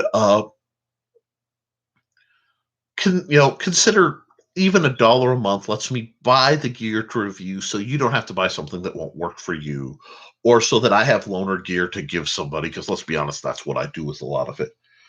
Or parts to make trainers for people who couldn't afford it. A lot of what I do is thank you. Okay, thank you, Cindy. I'm going to see if I can tweak it because I am the typo demon. Be gone! Feel the power of hairspray. I am the king of typos. I am fully aware of that.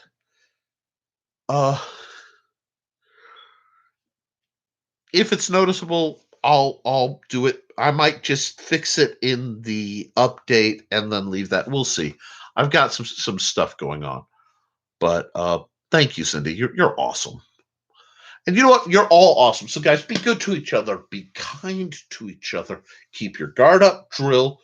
Don't cross your feet while you are fighting.